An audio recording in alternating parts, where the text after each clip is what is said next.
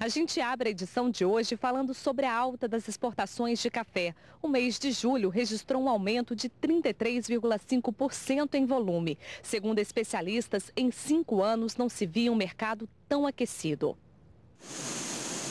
33,5% em volume e 58% em receita.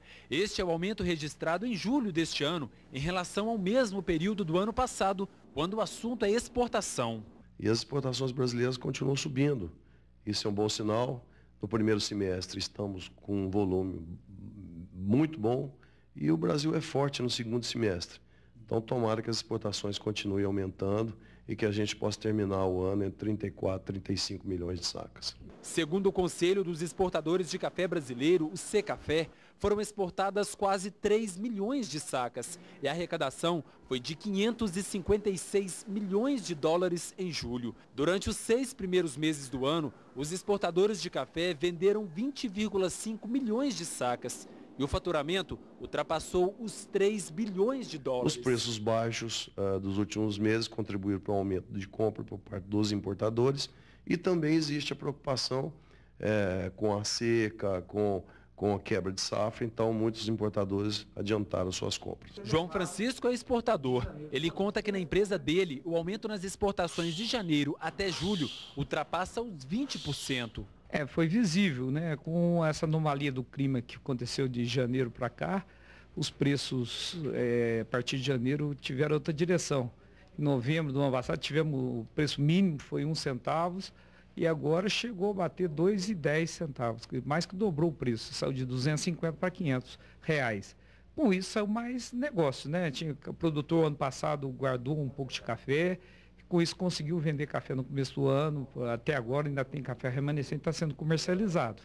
O preço médio da saca também subiu de junho para julho, passando de 156 dólares e 99 centavos para 186 dólares e 83 centavos. No primeiro semestre deste ano, o principal destino do nosso café foram países como Estados Unidos, Alemanha, Itália e Bélgica. O exportador faz uma perspectiva de mercado. Bem, até o final do ano teve já muitas vendas, então os exportadores, principalmente as multinacionais, já compraram grande parte desse café, estão estocados para exportar. Então a exportação até o final do ano deve ser boa ainda, continuar sendo boa. Para o ano que vem, que é uma incógnita, que vai depender dessa próxima safra que vai se formar a partir de setembro, outubro, que vai ter a florada, as novas floradas. Pode ser que a próxima safra de 15, 16 esteja um pouco comprometida. Especulam-se que fala em torno de 40 a 45 milhões. Com isso, a partir do ano que vem, eu creio que vai cair um pouco a exportação, porque a demanda nacional é de 21 milhões de sacas. E a externa, o ano passado, foi 33 milhões de sacas. E esse ano, eu acho que em torno de 30, se continuar para o próximo ano, a safra não for boa, deve cair em torno de 25, porque não vai haver café para a exportação e para o consumo interno. Para João é preciso cautela, mas não é momento de segurar o café. Quem tem café guardado, eu acho que deu alta acima aí de 500 reais, que nem andou, esses preços são bons, renumera bem o produtor. Ele deve fazer vendas parceladas, né? Deu alta, vende um pouco, eu acho que isso é o melhor caminho. Sem a comercialização, sem a exportação, não há o dinheiro circulando, não há receitas, né? Então é muito importante que as exportações sigam crescendo e sigam forte. E por falar em exportações, Lúcio Caldeira fala sobre a nova queda de braço entre os mercados do Mercosul e da União Europeia. Olá, produtor e produtora de café do Brasil. Hoje eu quero fazer aqui um comentário sobre a questão da integração regional, estamos falando aí de blocos econômicos. O Mercosul, que é o mercado formado por Brasil, Argentina, Uruguai, Paraguai e Venezuela, já tem há algum tempo costurado um acordo com a União Europeia para que aconteça entre os dois blocos econômicos uma área de livre comércio. O que é uma área de livre comércio? Estabelece que entre os países desses blocos não haverá tarifas. Então, o propósito, o objetivo de se estabelecer uma área de livre comércio é a isenção, a eliminação de tarifas na comercialização entre os membros desses blocos. Muito bem. O Mercosul, e aí entra o Brasil, seria muito beneficiado nos setores relacionados ao agronegócio, agricultura e pecuária, porque nós somos mais competitivos do que os europeus e, portanto, a eliminação de tarifas faria com que os produtos da agricultura e da pecuária do Brasil, da Argentina, do Uruguai, ficassem mais competitivos na Europa. Por outro lado, os europeus seriam beneficiados em alguns setores chaves, que teriam maior competitividade na hora de competir no Brasil, na Argentina e no Uruguai. Muito bem, esse acordo, essa integração entre União Europeia e Mercosul já tem sido trabalhada há algum tempo. Mas essa semana aconteceu uma coisa muito importante que foi muito protesto na Europa do setor agropecuário, mostrando insatisfação, rejeitando essa ideia, dizendo que eles não têm condição de competir com os países do Mercosul e, portanto, isso geraria um problema na questão de desemprego, de falta de competitividade do setor agropecuário europeu. Então já começam a ser criadas barreiras, não em cima de tarifas, mas barreiras, por exemplo, sanitárias. É o que já começa a ser falado. Por exemplo, na questão pecuária, os europeus dizendo que aqui na nossa região, no Mercosul, há a questão do uso de hormônios que não são utilizados na Europa. Enfim, essa briga toda, esse exemplo que eu trago, é justamente para mostrar que esse processo de integração pelo qual o mundo passa, ele vai acontecendo.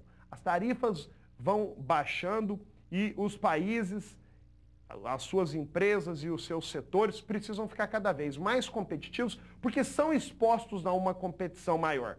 Mas, por outro lado, cada vez mais também os países começam a observar que a competitividade se dá em função dos setores. E aí as políticas industriais setorizadas começam a ser feitas, o que gera a ideia de protecionismo pontual em setores específicos. Portanto, essa briga Mercosul-União Europeia promete longevidade. Embora busque-se uma integração, a questão, por exemplo, agropecuária já é um baita de um problema e os europeus rejeitam essa ideia. Enfim, nós vamos acompanhar o desenrolar dessa história e trazemos as informações para vocês. É isso, por hoje é só. Muito obrigado. Semana que vem tem mais. E no próximo bloco, um casal de Taiwan visita uma fazenda de café especial em Machado. Não saia daí que a gente volta já já.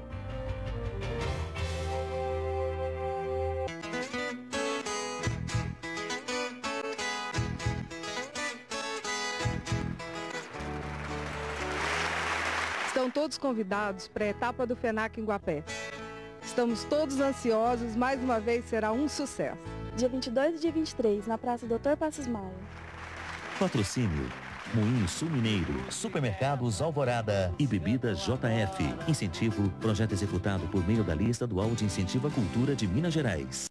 A matéria-prima do meu trabalho é o Brasil, o povo brasileiro. Eu canto a nação que pulsa nas minhas veias e tenho certeza que você é assim também. Onde quer que você esteja, é o Brasil que fala mais alto no seu coração. Por isso, nessas eleições, não deixe de votar. Não importa onde você esteja, decida o destino da nação e dá ritmo à sua vida. Participe do maior show de democracia do nosso país.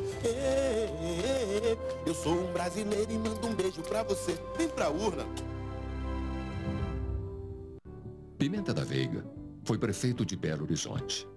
Foi ministro das Comunicações e levou o telefone celular para todos os brasileiros. Pimenta da Veiga, governador. 45. Ele testou a urna eletrônica brasileira e o resultado diz que talvez ela não seja muito confiável, Diego Aranha. Pelo que eu entendi, você defende que a urna eletrônica é tão confiável quanto os políticos que se elegem com ela? Países com a tecnologia muito melhor que a brasileira, como Alemanha, Estados Unidos, sei lá, Japão, não querem a urna eletrônica lá e o brasileiro se orgulha que tem isso aqui. Por quê? De Noite com Danilo Gentili. Hoje após Cine Espetacular no SBT.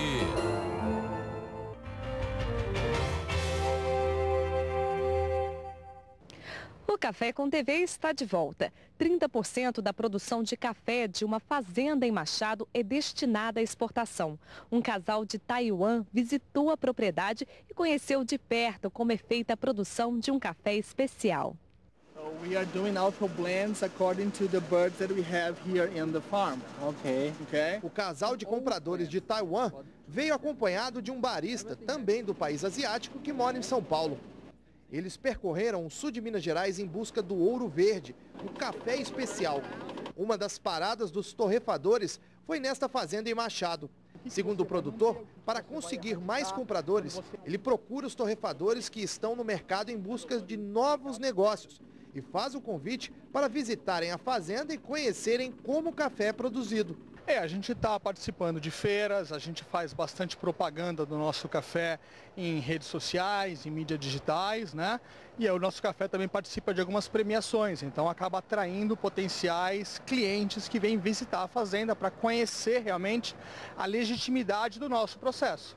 Então eles querem conhecer basicamente a estrutura de fazenda, a conjuntura que nós temos, o nosso sistema de irrigação, a nossa capacidade de maquinação, a nossa capacidade de secagem do café, ou seja, basicamente a capacidade de entregar o café que foi contratado por nós, faça chuva ou faça sol.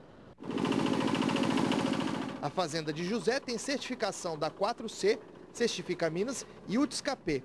Segundo o produtor, ele optou por fazer algumas modificações na fazenda para conseguir um nível de qualidade exigido pelo mercado estrangeiro. O café especial tem toda uma técnica para isso, né? Depende um pouco também da região geográfica que está a sua fazenda, ou seja, quanto mais elevado for a altitude da sua fazenda, acaba sendo mais prominente você ter cafés especiais do que em regiões diferenciadas. Então, a forma que você colhe o seu café, a hora que você colhe, depois como seca o seu café, a velocidade que ele realmente evapora no terreiro, que ele evapora no seu secador, como ele é tratado realmente com um certo carinho depois que ele é feito, que acaba dando realmente uma condição de bebida, que a gente chama, de pontuação mais elevada, que acaba sendo dentro de uma escala de qualidade, né, que é regido pela SCAA dos Estados Unidos, que define café especial como café acima de 80 pontos. Esta fazenda possui 300 hectares de café. José a adquiriu em 2004 e desde então vem desenvolvendo a propriedade para conseguir colher cafés especiais.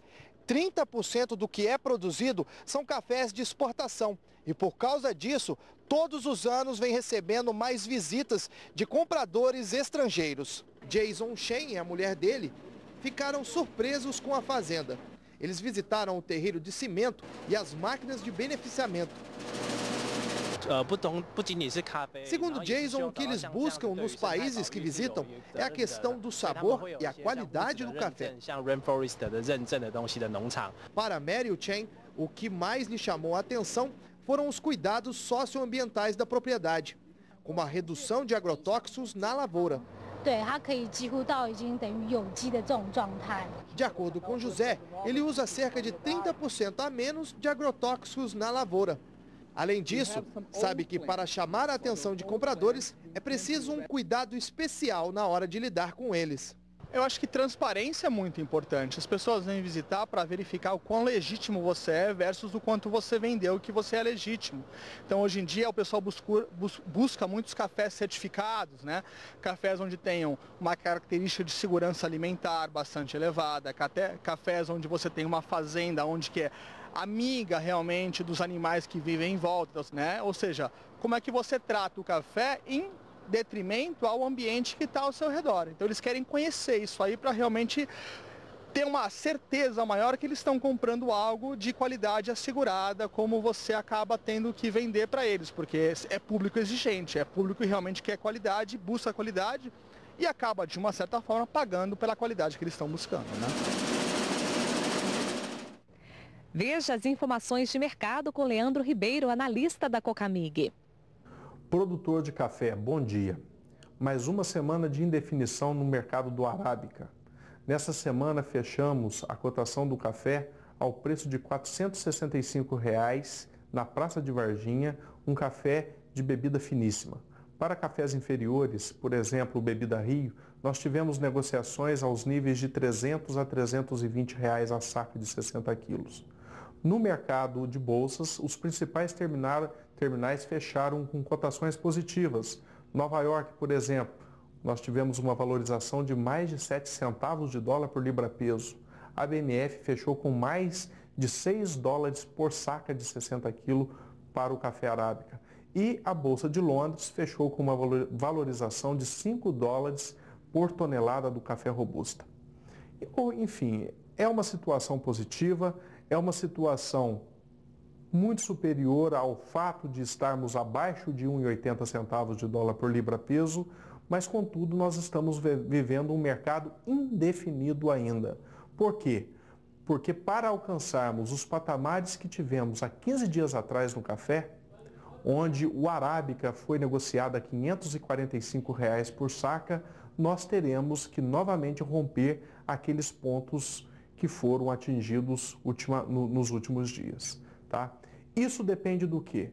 Isso depende de volume de negócios nos principais terminais de bolsa e nas principais praças de comercialização para o produto. Situação que vai ficar dependente das próximas informações, das próximas notícias que alimentarão o mercado do café arábica no Brasil. Contudo, vale a dica. Se estiver precisando de caixa, se estiver precisando cumprir com esses compromissos financeiros que sabemos que existem num período de colheita, vale a pena aproveitar o mercado e realizar a venda de parte desses lotes, né? Porque nós estamos no mercado indefinido. Se porventura tiver como esperar, vale a pena observar o mercado e assim que tiver oportunidade, executar essa comercialização. Um bom dia para vocês e até a próxima semana. No próximo bloco, o agricultor de Pedralva inventa a banadeira de café e agiliza o trabalho no campo. Não saia daí que a gente volta em instantes. É já já.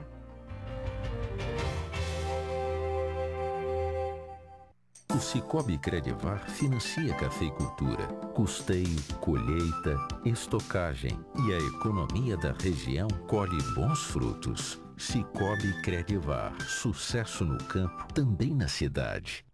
5º Festival Nacional da Cultura, 22 e 23 de agosto em Guapé. Muita música e diversão. Grupos de dança, teatro, mágica, música clássica e instrumental durante todo o dia na Praça Doutor Passos Maia. Você é nosso convidado especial. Lei Federal de Incentivo à Cultura. Patrocínio Moinho Sul Mineiro, Supermercados Alvorada e Bebidas JF. Incentivo, projeto executado por meio da Lista Estadual de Incentivo à Cultura de Minas Gerais. Adquirindo o Suminascap título de capitalização, você cede 100% do direito de resgate à FM Tênis. Uma caminhonete é bom. Agora 2 caminhonetes juntas é demais. O Suminascap está sorteando uma Ranger mais uma S10 cabine dupla de uma só vez. Corra para comprar o seu. 20 mil, 20 mil, 20 mil e uma Ranger mais uma S10 cabine dupla. Isso mesmo, uma Ranger mais uma S10 de uma só vez. Suminascap. É nesse domingo, hein? Hoje, mesmo que você ache que está tudo perdido, ele não tem mais ninguém. Acredite na vida. Você quer mesmo jogar futebol? Eu não sei. Acredite no seu anjo da guarda. Você tem lugar para ficar esta noite? Não ouse mentir para mim. Um sonho possível. No Cine Espetacular. Hoje, 11 da noite, no SBT. Café com TV. Oferecimento Cochupé, a maior cooperativa de café do mundo. E Paline Alves Máquinas Agrícolas. Tecnologia sem limites.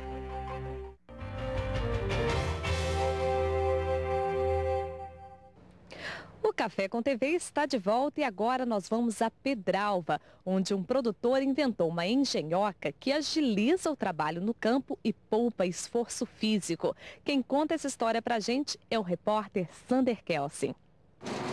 Ela se transformou em uma companheira inseparável para Inivaldo e Dirce. A banadeira trouxe mais qualidade de vida para o trabalho. Os dois não têm boas lembranças de como o processo era feito antes da máquina começar a funcionar. A panha era feita com a ajuda de uma derriçadeira. Após isso, o soprador auxiliava na retirada de algumas folhas. A tecnologia desses aparelhos veio para ajudar. O que tinha se tornado cansativo mesmo, passar o café pela peneira antes de ensacar. Exigia toda uma técnica. Demandava muito esforço físico, até que o cunhado de Inivaldo fez uma observação sobre isso. será que não tem uma maneira de você sofrer menos? Aí eu falei para ele, mas não tem, não existe. Ele falou, não, mas tem que ter uma maneira.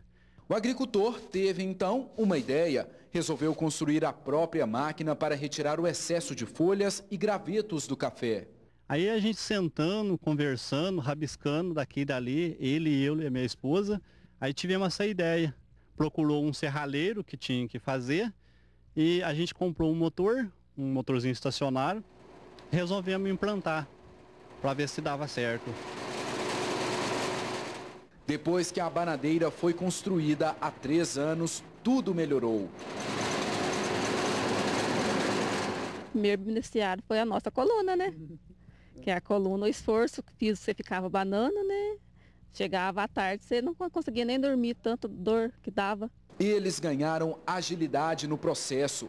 Até a área da plantação foi expandida, de 8.400 pés para 30.000.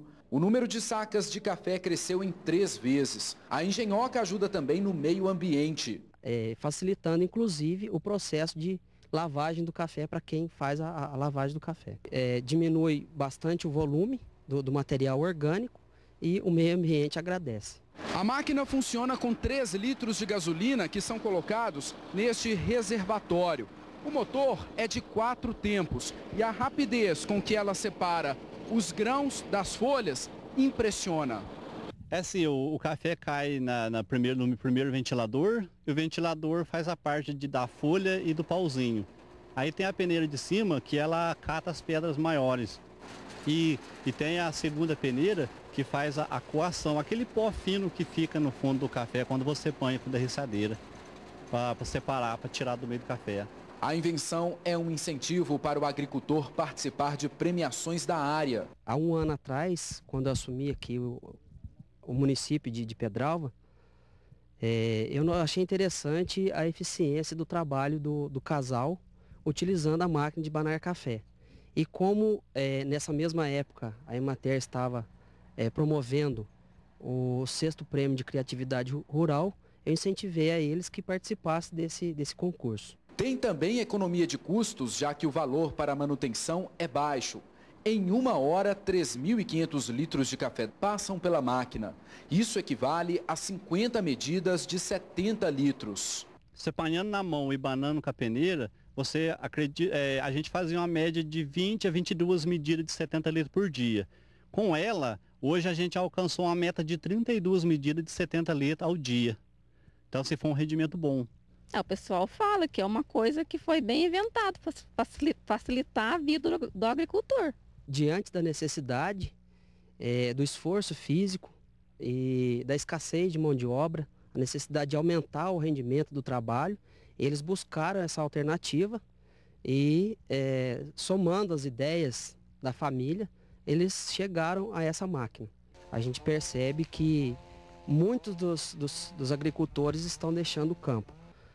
E essas facilidades, essas invenções contribuem sobremaneira para facilitar o dia a dia do agricultor que permanece. Parabéns aí ao casal inventor, e se você tem alguma engenhoca na sua propriedade, entre em contato com a gente, vamos compartilhar essas ideias. Mande mensagem para 9948-9650. E lembrando que a reprise do Café com TV será exibida às terças-feiras, por causa do horário eleitoral antes do Alterosa em Alerta com Ademir Santos. A gente fica por aqui e até o próximo programa. Tchau!